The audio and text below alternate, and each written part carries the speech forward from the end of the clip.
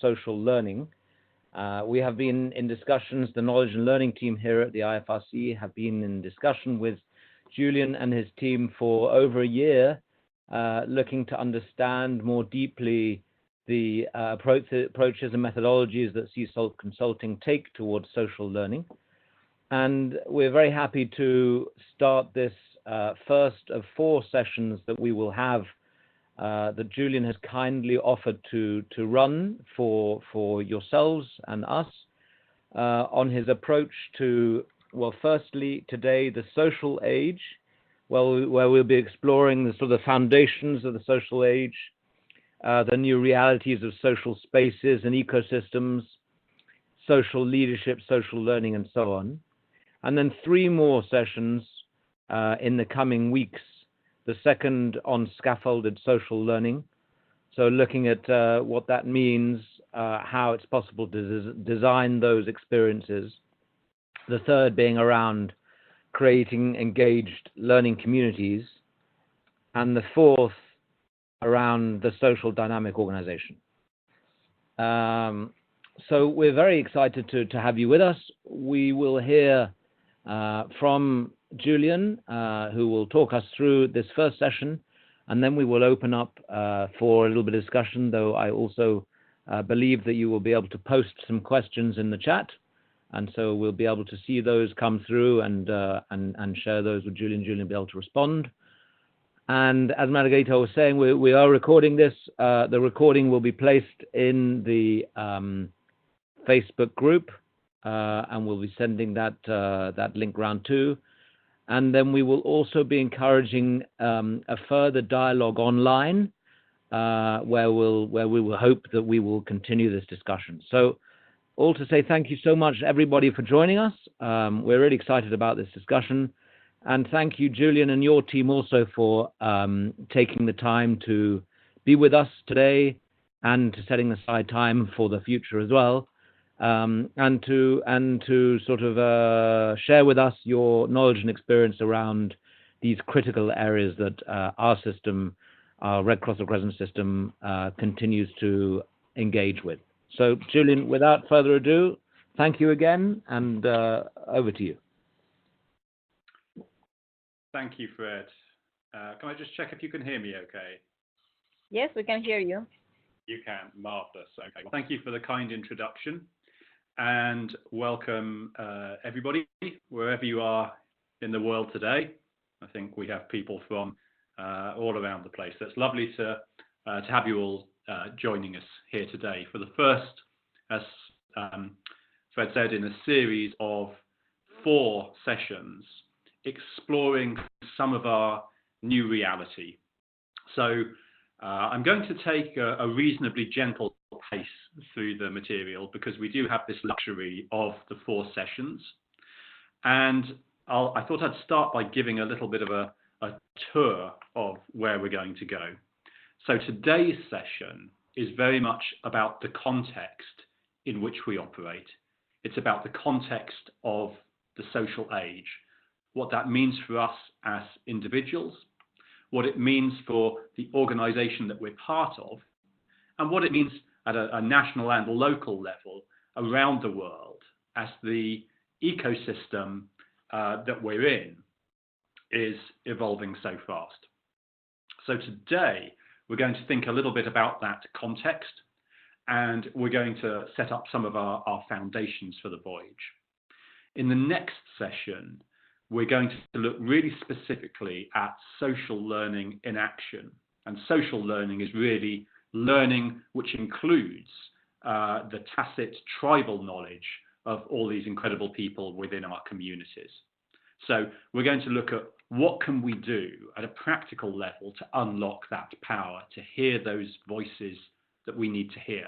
So the next session is going to be one for the learning designers amongst you, or those who are interested in how we get to hear these voices. The third session, I want to focus on a really particular aspect of that, and it's something which I think is particularly of interest in many NGOs, and I hope of relevance to the Red Cross. And I'm going to be sharing some work with you based on some large-scale research I've been doing globally about communities, about trust, and about how we create the space for people to come together to learn. So again, it's going to be looking at how we create conditions, how we approach technologies, and I'm going to be sharing some of the research results with you in that session. The final session is going to be sharing some of my newest work with you, which is about the socially dynamic organization. And this can be a little bit reflective. It will be about the Red Cross itself, how you feel you are operating as an organization, but it will very much be about the context of the other organizations and entities that you deal with.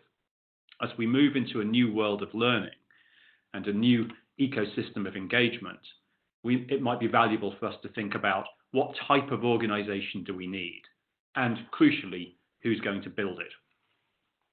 So with that in mind, I'm going to dive into my first slide. Now, I should say that I have got the chat box open here, so I'm going to keep some time at the end for questions. But as long as you don't all post things at once, I will be able to see any comments that come through, and I'll try to respond to them as we go if I can.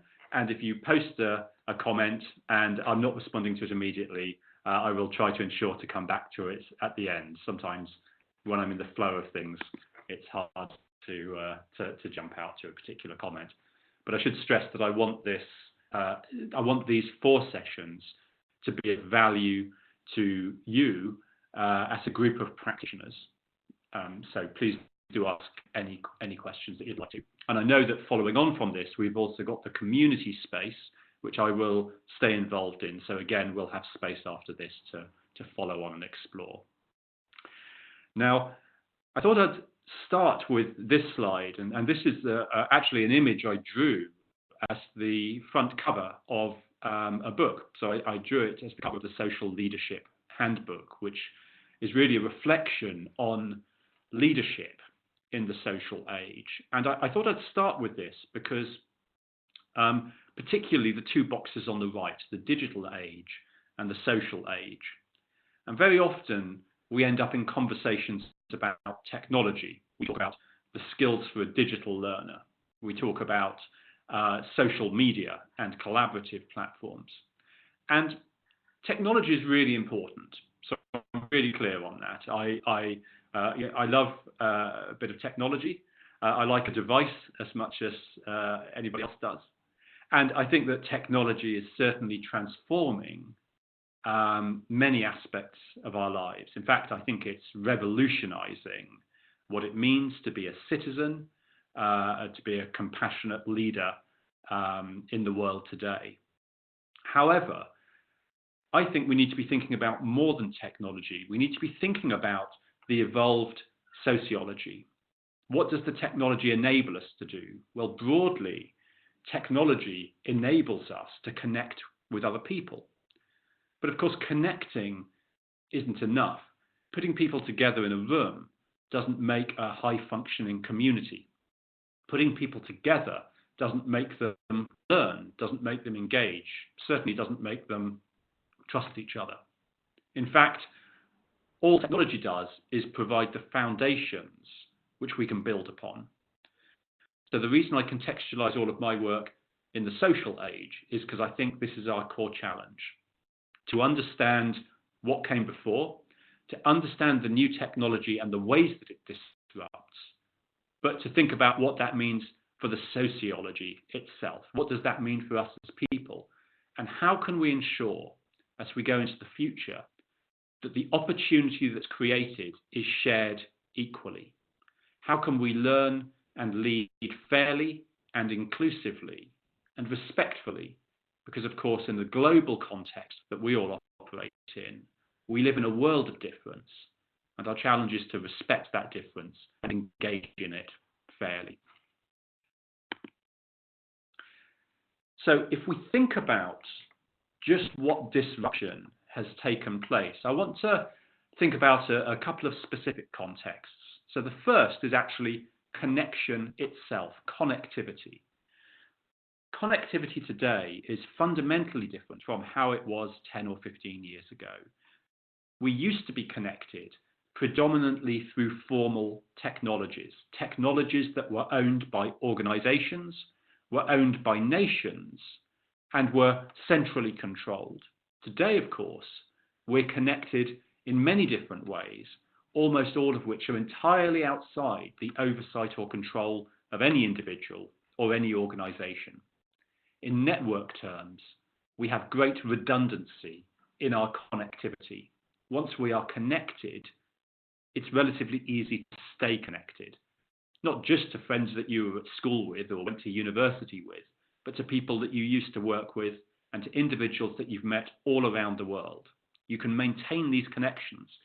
The sociologists amongst us would say we're able to maintain a far larger number of strong social ties than we ever used to be.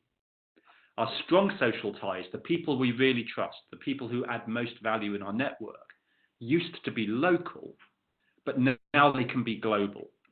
And of course, with the latest technologies, where we start to see synchronous translation between different languages, we'll be able to have truly cross-cultural, globally differentiated social communities. And with that will come both responsibility and opportunity. We tend to be limited by the things that we know, and we tend to form connections in communities of people who think quite like us. So anything that technology can do to break down barriers of connection and barriers of language, and hence barriers of culture, has to be a good thing.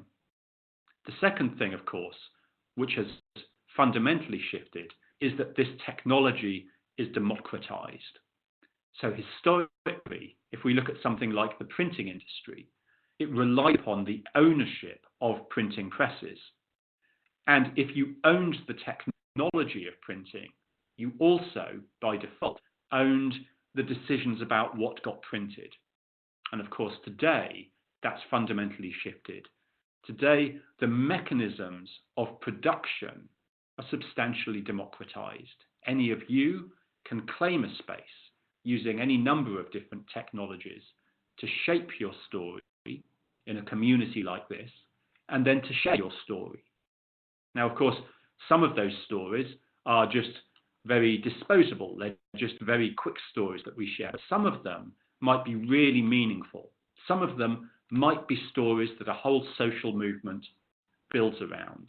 Indeed, some of these stories may be stories that drive change at a national level. And in the space of NGOs, I think that's very significant. To have your voice heard is no longer about your formal power. It's no longer just about owning the technology of communication. It's about having a compelling, authentic story to share. So where are we seeing this disruption? Well, we're seeing it in a whole range of places. We're seeing the widespread disruption of all sorts of industries by social technology. We're seeing the disruption of the financial service industry because suddenly people are able to engage at a local level to lend money to each other, to hold trust in each other in quantified ways using mobile technology across various developing economies, using community-based models of lending across many impoverished communities around the world, keeping financial services local rather than global. We're also, of course, seeing the emergence of blockchain technology, which allows us to hold currency outside any national border, and hence diminishes national power in favor of community-based power. We've not yet seen the full disruption of these things, but let me give you an example of one community that I'm working with in the UK. It's a community of women who have created a blockchain type technology. And when they help each other to be successful, they capture the stories in this blockchain technology. They effectively create a permanent record of kindness and empathy and coaching and support. And that network isn't owned by an organization, it's owned collectively by the women in that network. And as they try to be effective in the role they have now, as they look for their next job in the future, and as they try to build a story about what they're trying to achieve. They can do so by drawing upon that network and this visible, quantified reputation that sits within it.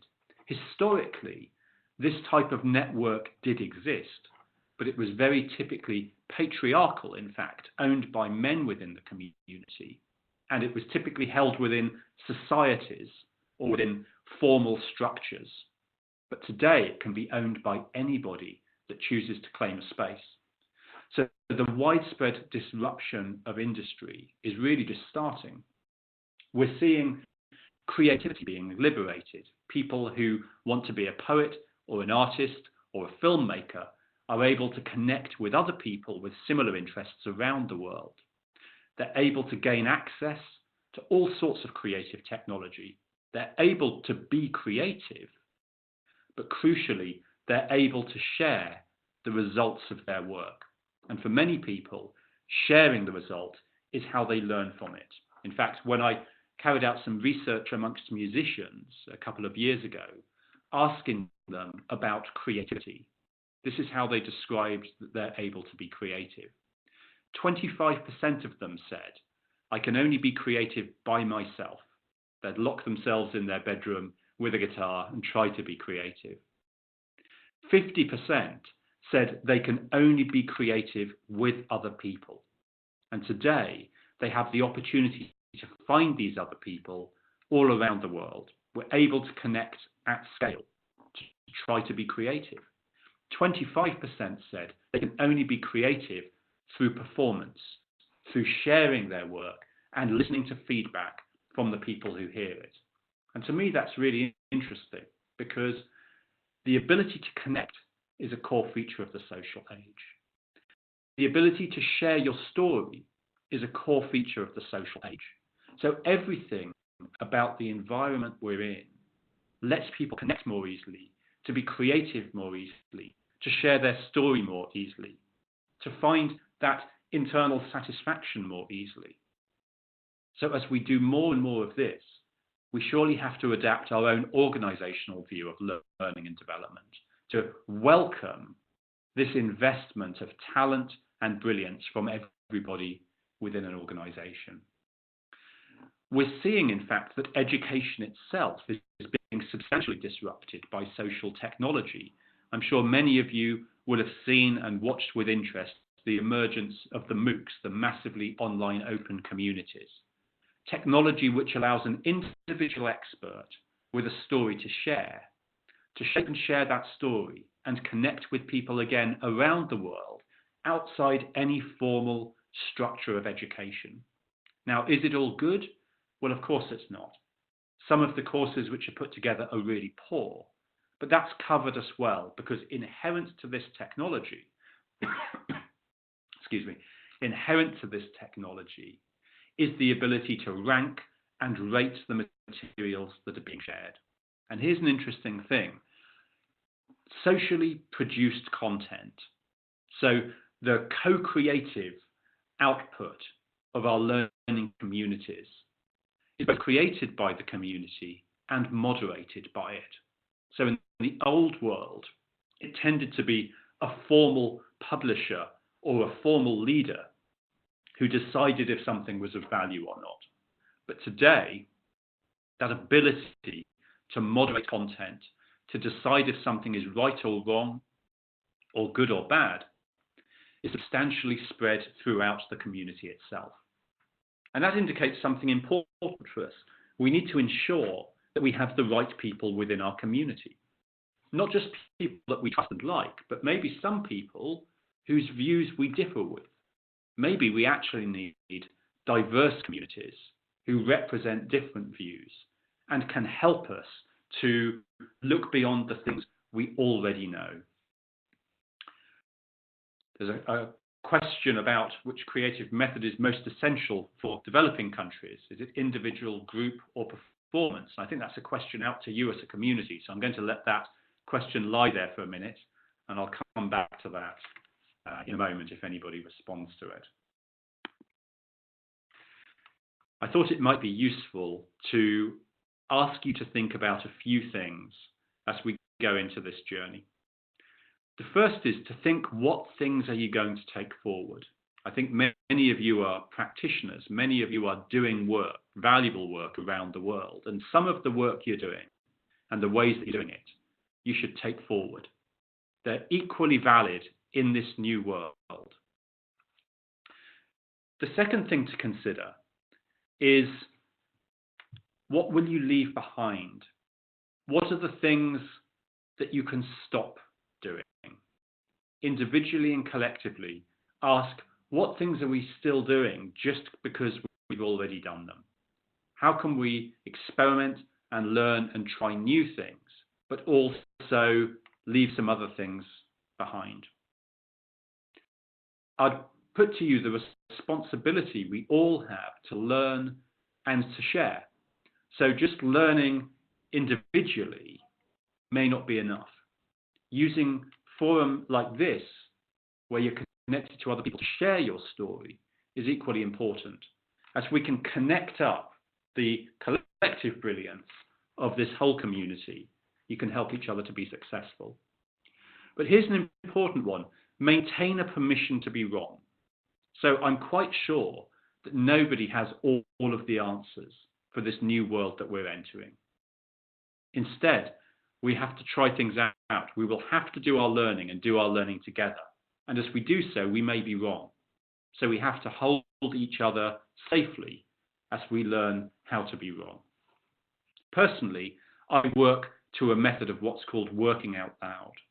So on my blog, I share all of my work as it evolves. And that means some of it is early stage thinking that quietly dies out, and some of it gains momentum and builds a conversation around it, and I get to try it out in practice, and then I carry it forward into my professional work.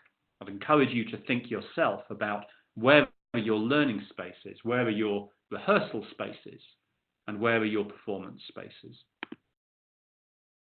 Now, I'm going to come back to this question later, but thinking, how exactly has learning changed? Well, there are probably some fairly obvious aspects of learning which are remarkably different than they used to be. The first is that learning is really easily accessed wherever we are. It's geolocated, and that's a fundamental shift. Learning used to take place in classrooms, in workshops, which were abstract of time and place. We used to go somewhere to learn, whilst now we tend to learn where we are. And with that shift to geolocation comes a big shift in terms of how we should be designing learning. Because if you're learning in the everyday, the things that you learn have to be relevant for what you're doing that day. It's no longer enough to give people knowledge they might use 3 years down the line if we're not giving them the knowledge that they need today. And of course, how will we know what knowledge they need today? Well, we might not. So community is an increasingly important part of learning. The ability for people to come together within communities, to learn, to share, to perform. The ownership of learning, as I said earlier, is substantially devolved. It's democratized. So whilst we get to shape and share some learning, so too does anybody within the community. Social learning is inherently a story which is partly written by the learner themselves.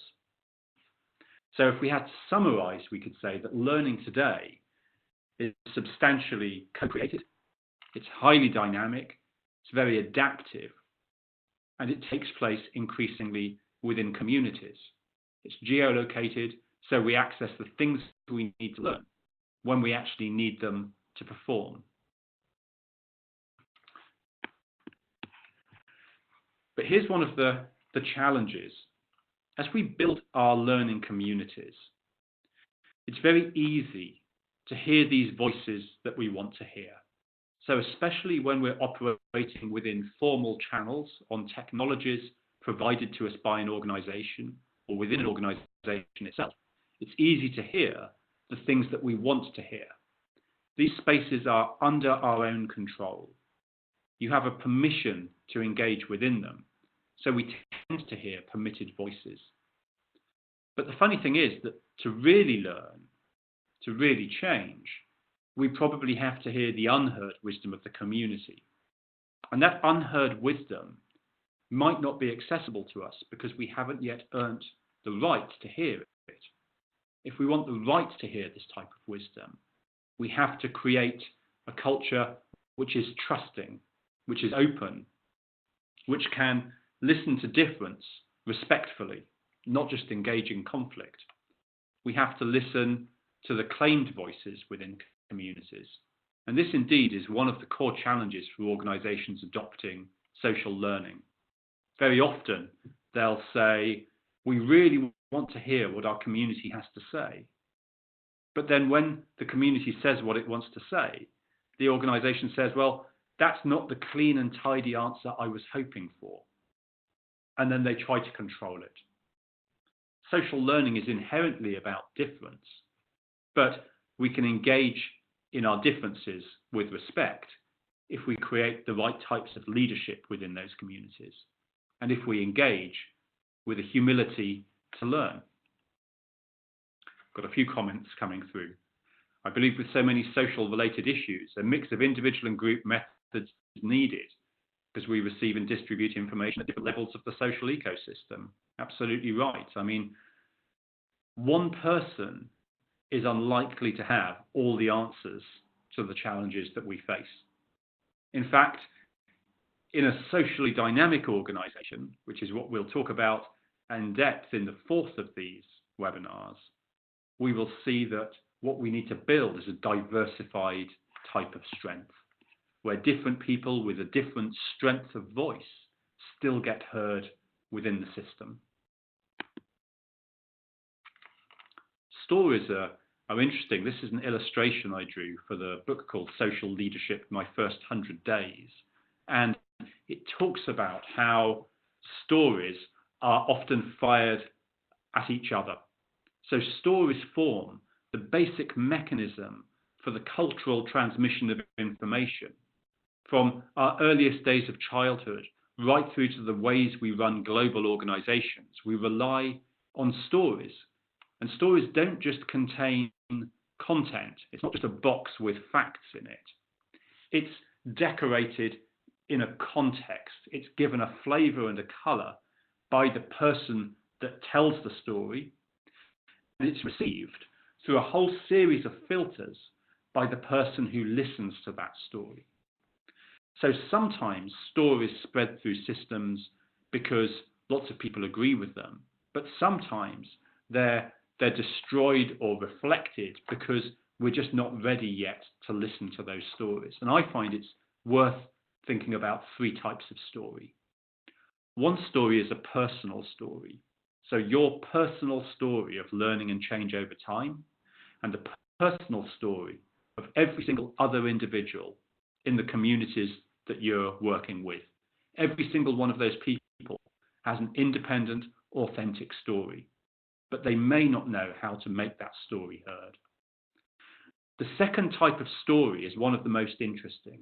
It's the co-created narrative, the story which is written by a community as a whole. And I find that interesting because personal narratives tend to give us a point of view or a coherent opinion. But co-created narratives are really stories of difference. They're unlikely to be a story of consensus because we may all have a different view. So there's a specific skill set required for us to capture and liberate co-created narratives. And again, I'll remind you what I said at the start. Technology may bring us together, but technology won't make us fantastic collaborative storytellers. The thing that will make us fantastic at collaborating to write learning stories will be our humility to listen to the views of others and to listen to whose voice we cannot hear, to reach out into a community with kindness to help people share their view, to help everybody have a voice within the system. I wrote a piece recently which was called The Violence of Stories, and it talked about how even really good people, really well-intentioned people who are trying to help, can carry forward an inherent violence in the stories that they tell, because those stories prevent other people from responding or from evolving them. The very integrity of one story can prevent somebody else from contributing, especially if that individual has no foundation for their contribution. Many of us are perhaps privileged by the roles that we serve, the access to technologies that we have, the level of education that we have, to be able to share our stories quite easily. But of course, that's not a universal given. We don't all exist in one level ecosystem of story sharing. Now, I wanted to bring in a little bit of this work, but I don't want to get too deep into it. But I do want to talk a little about power and the structures in which we operate. So, organizations such as your own and such as any of the structures within our different countries are formal structures. They're effectively made up by society. We've decided on the model of government we want. We've decided on the models of organized religion that we want. We've decided on the organizations we want to produce things, to farm, for retail, for education. And formal structures are ones where you're given a position within the system. So somebody gives you a job title and they give you a role in the organization and an understanding of where you sit within the hierarchy. But of course, in real life, we don't operate within formal structures. We live within social structures. We live within communities. We live within our family groups, our friendship groups, our local communities, and our global communities. Formal structures are governed by contracts and law and power that's held within a hierarchy. But social systems aren't governed by those rules. They're governed by morality, by ethics, by trust, by belief and faith. They're governed by different rules. Similarly, formal structures can continue to scale forever. A formal structure can become very large, but social structures seem to collapse into tight tribal units, trusted units. People will describe very clearly how they will gather around them a group of people they trust and use that group when they're trying to solve really difficult problems. And the trust is important because when we're trying to solve problems, we open ourselves up to ridicule or risk. So understanding how trust flows is really important. I've spent the last 2 years running a research project looking at trust in global contexts. How does trust flow between two individuals? How does it flow within communities and teams? And how does it flow into organizations? And the results are really interesting. People describe trust in lots of different ways. Some people say trust is quite transactional. If you act to me in a way that is trusting, and I act to you in a reciprocal way, then we're more likely to trust each other. But some people describe that trust is a matter of faith. They meet someone and they believe in that person, and they invest their trust in that person until the point where it's betrayed or it's validated. Some people describe trust as love, as something that we can't fully understand. But some people can describe to you the rules by which they trust. So trust is clearly complex, and it's one of the forces that holds together this social structure. Another force which is particularly interesting is pride. And if you ask people where they find their pride, the majority of people say, I find pride in seeing other people in my community succeed. The second place they find pride is in helping that person succeed. And the third place they find it is in their own personal achievement. And that for me is really encouraging. It says that once we've formed a trusted learning community, people actively want to see others succeed and they want to help them succeed. So these are our challenges.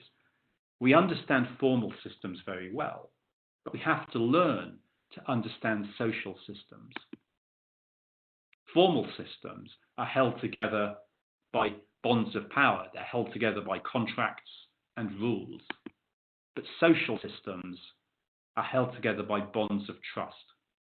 So if we want to move towards more social models of learning, collaborative models of learning, and if we want to make sure that everybody has a voice that can be heard and respected fairly, then we'll have to learn how trust works and how we can set up the conditions for communities to thrive.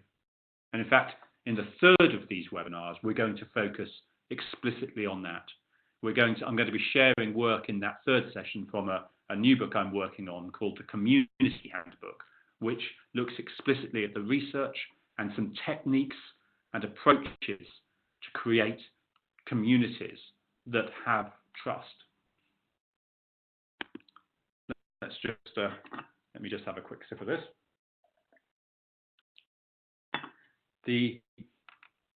I want to just think through here, and I hope that you're thinking of some questions as we go on, because we've got about 20 and a few minutes left. So if you have some questions, start thinking about them and posting them.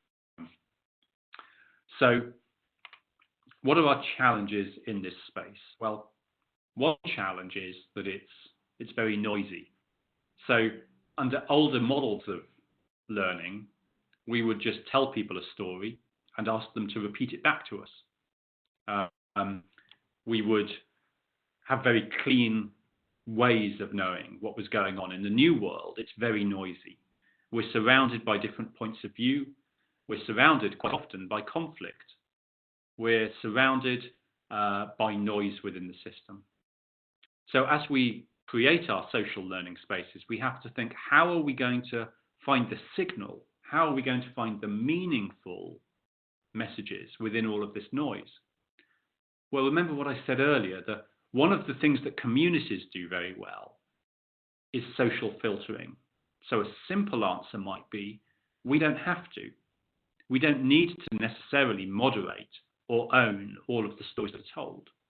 Instead, we might just need to build a capability for the system itself to filter it out, asking people to rank and give credit or respect to those stories which are of most value to them.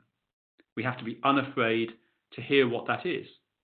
Sometimes organizations think, well, I spent a lot of money on this, I spent a lot of time on this, and therefore this is good. But if the community tells us that a different story is of greater value, we have to listen to that. Social filtering is the mechanism that helps us to do so. So one of the skills we need to consider is, how will we hear those stories? And how will we find ways to make sense of them? There's a question actually from Abdil. I hope I'm pronouncing your name right, Abdil, who says, in the socially dynamic organization, it seems the formal system depends on the informal system. Well, I think that's a really good observation, because I set up that slide to show you those two things. You have a formal system and you have a social system, and you need both of them. So the formal system is really good at certain things. So in the context of the Red Cross, for example, you have a system which is really good at getting people on the ground and moving supplies around the world. It's really good at matching need to supply. It's really good at the governance within that, about keeping people safe as you do so. But we also have other types of strength which sit within the social system, about creative ideas, about the local experience on the ground. Somebody has posted a private message to me saying, you know, we'll have different challenges in different countries. Absolutely right. But often the solutions to those different challenges get stuck at the individual local level. In fact, people describe quite clearly that what they tend to do is solve problems locally and learn how to solve problems locally. And one of the challenges for you as an organization is, how will we get those local stories held globally? So I find it's useful to think of it like this. There's a dynamic tension between the formal system and the social system. And our role is to maintain that tension, is to be brave enough to tell formal stories, but to be humble enough to listen to social stories. Just quickly try to answer Idris's question here. How can you gain trust in the dynamic tension? And then I'll jump back into a couple of slides. So trust is very interesting. Just last week, I published my newest book, which is called The Trust Sketchbook. And much of the work behind that I've already shared I've shared on the blog and shared openly. And it's about how do we gain trust? Well, I can tell you what the research tells us. 54% of people in my prototype study, that was 5,000 people around the world, 54% of them said they have low or no trust in the organization that they work for.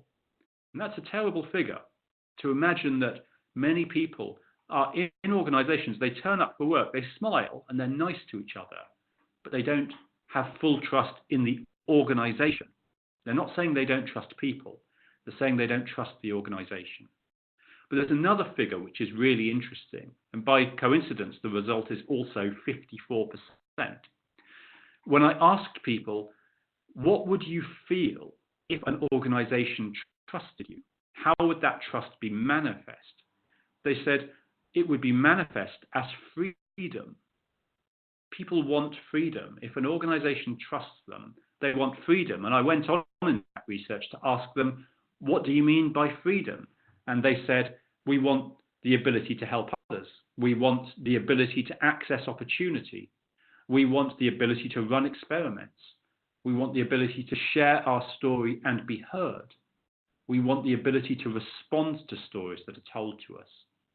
So to try to give a simple answer to your question, which is a beautifully short question, but also a very complicated question, how can we gain trust within that dynamic tension?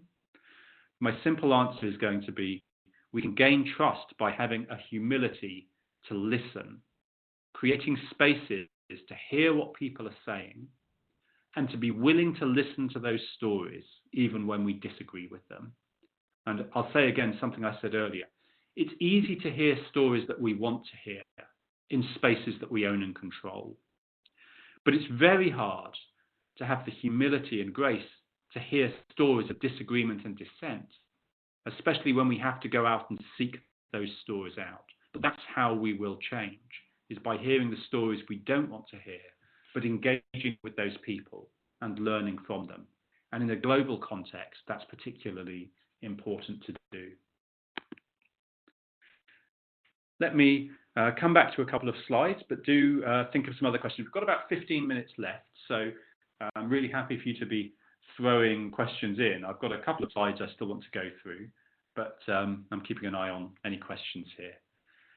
If we had to summarize how learning is changing, well, there's a rapid iteration approach. I think that people are learning how to learn. People are learning how to learn in new ways, using new technologies.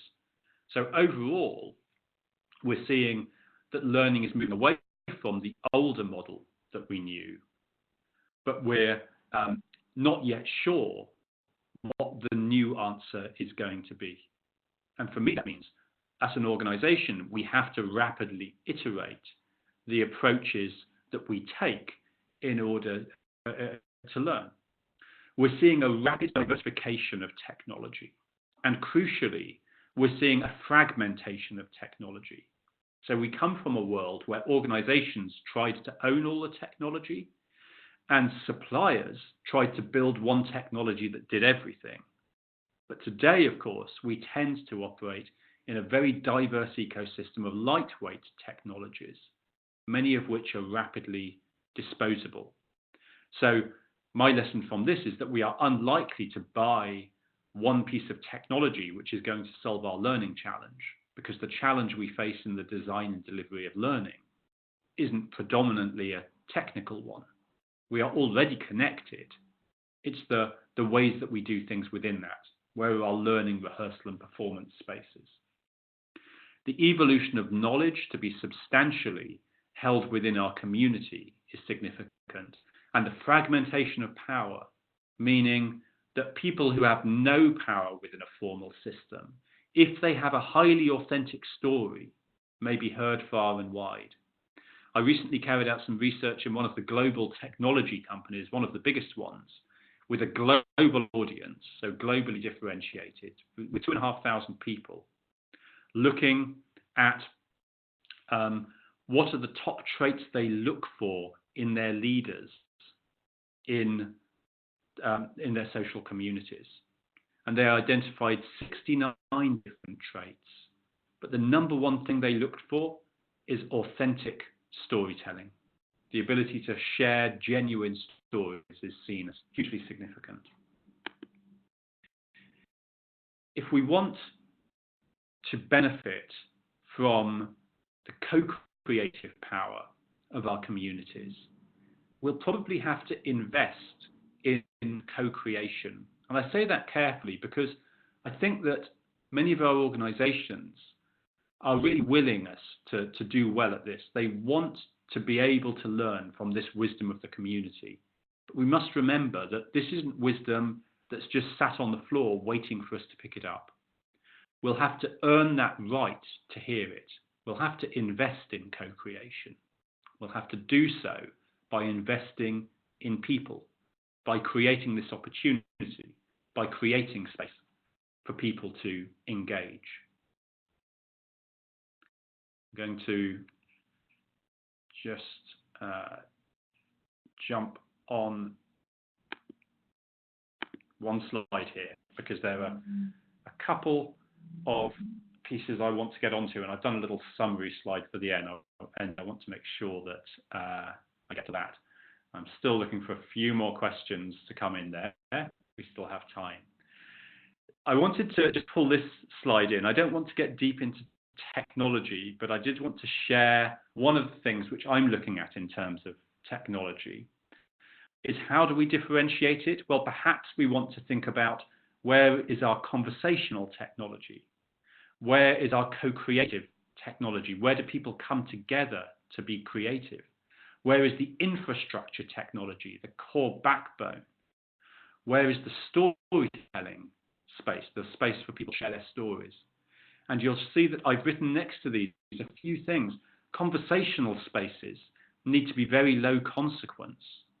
They need to be very low permanence. Conversations are where we make sense of stuff. They shouldn't hang around forever.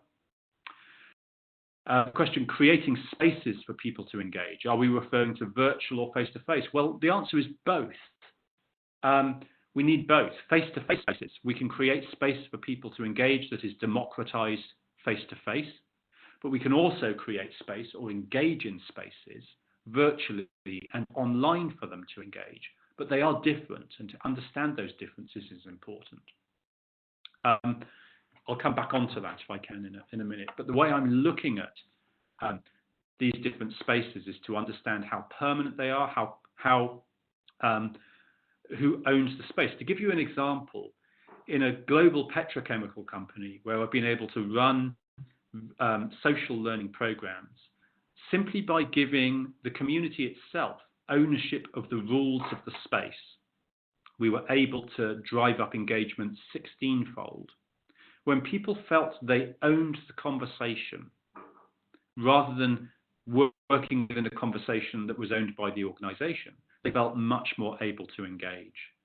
And we shouldn't be surprised about this, because time and again, when I research in different communities, people describe the technologies they use to collaborate and be effective most often are social. In the National Health Service in the UK, when we did research earlier this year, asking people about the technology they use to be effective, they identified 17 different technologies they use on a daily basis, only one of which was owned by the National Health Service itself. 16 of those technologies were owned by the community or were freely available. When I repeated that research in the military, in a group in America, the number one space they went to solve their most difficult challenges was WhatsApp, because they owned the permanence and consequence of the space. So technology is complicated. In fact, in the trust research, people describe quite clearly that they trust technology given to them by an organization, about 30% less than they trust technology which they own themselves. And that's very significant. This is my final slide, and then I've got a little summary slide with some challenges I wanted to leave you with. I'll just quickly address a couple of questions that have come through to me either privately or some people have used the private channel and some have posted them publicly. So I will share the slides up on SlideShare, and I'll work with the team to get that out to you so you can access those slides. And I'll also ensure that I can share a couple of key articles with you from the blog. So I've written about 2,000 articles about different parts of this, and I'll be happy to share those with you. Somebody was asking about the Trust Sketchbook. Well, that's actually just going up on Amazon at the moment, so it's available in the UK and parts of Europe, and it should be available in the US and other parts of the world in the next few days, I hope.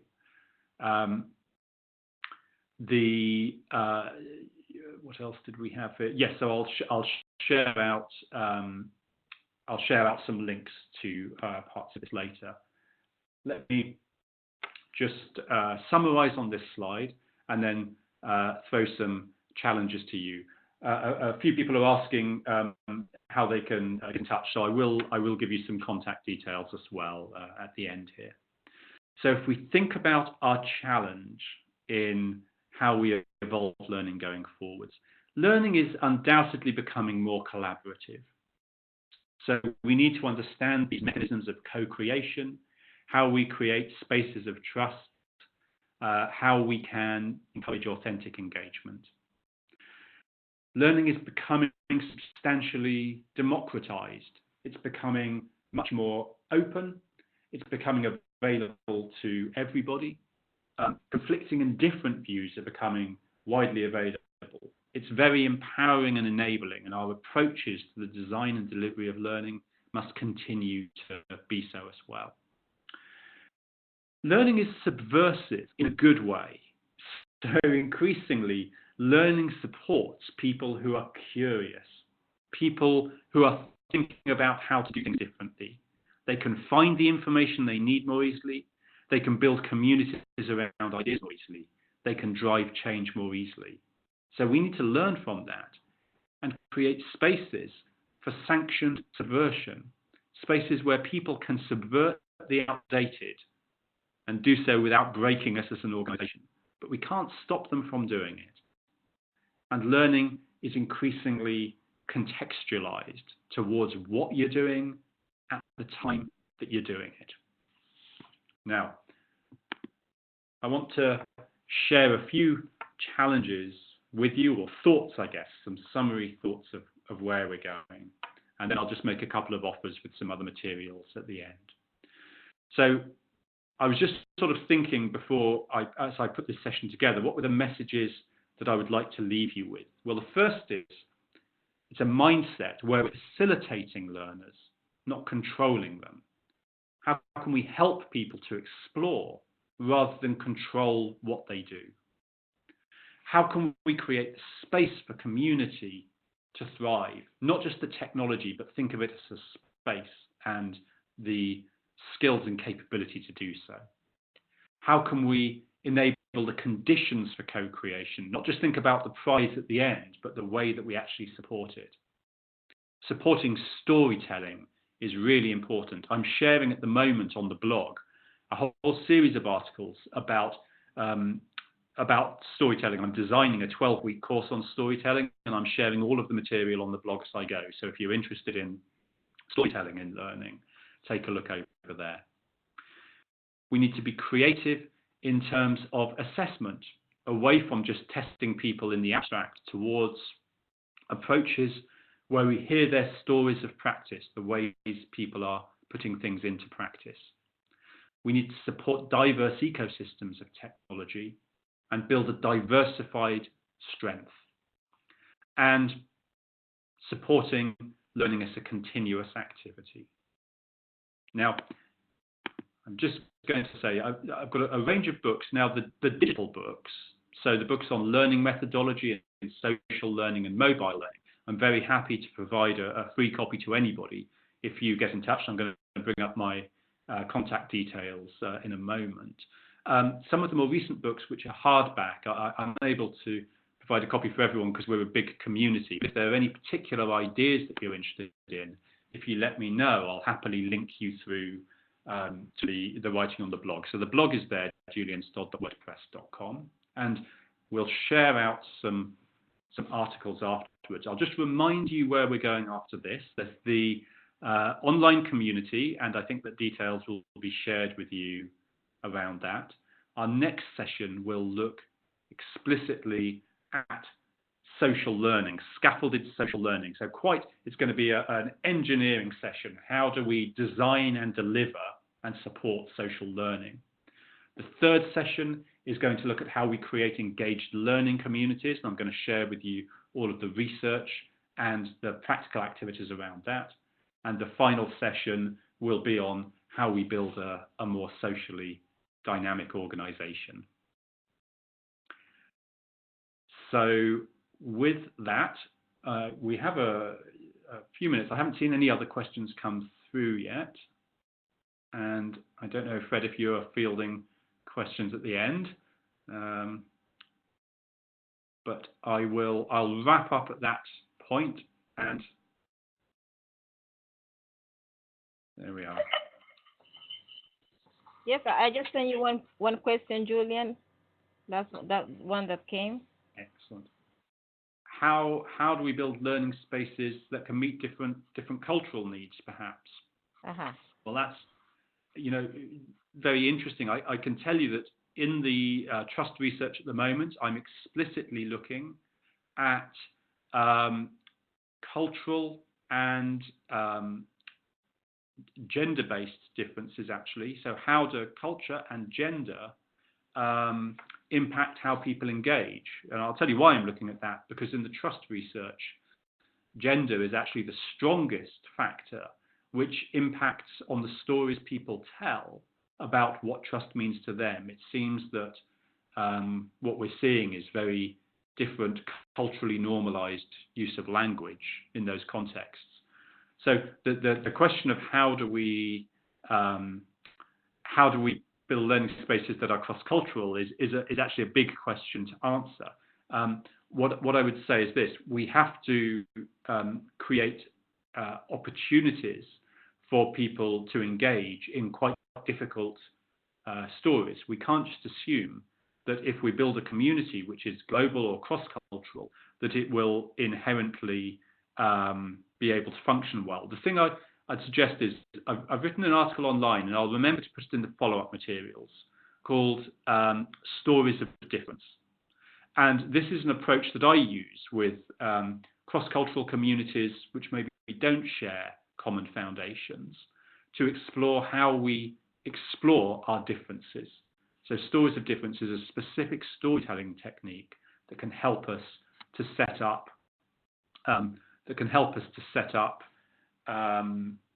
the conditions for those communities to thrive.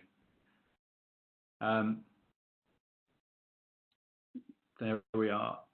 What do I mean by, there's another question just came privately. Can I explain further what I meant by evolved assessment? Well, very much to do with not just how we use formal approaches to assessment, but how we explore scenario-based approaches and also storytelling approaches towards learning, towards assessment, forgive me.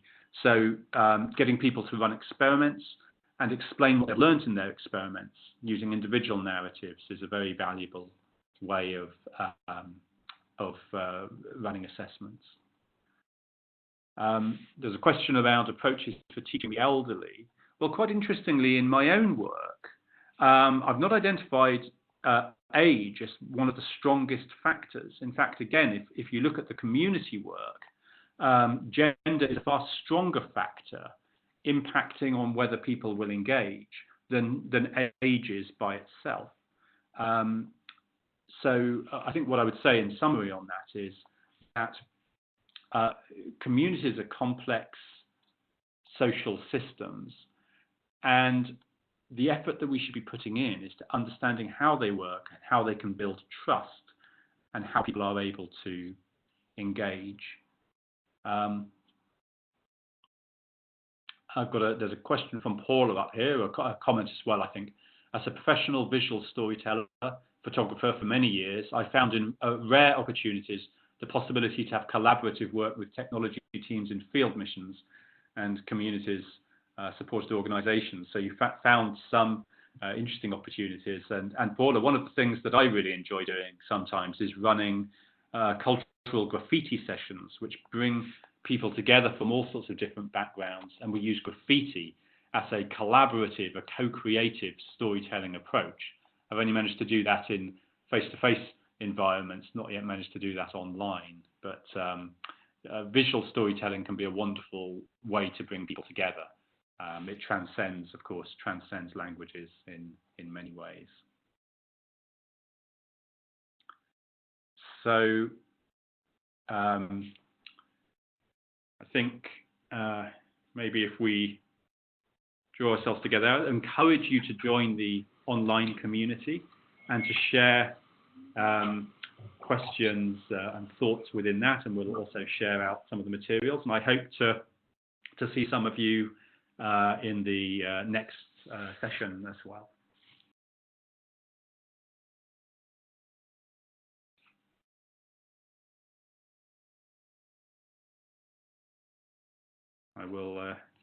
I'll refer you back to our hosts and colleagues, because I'm afraid I must say I don't have the date of the next webinar to hand at the moment.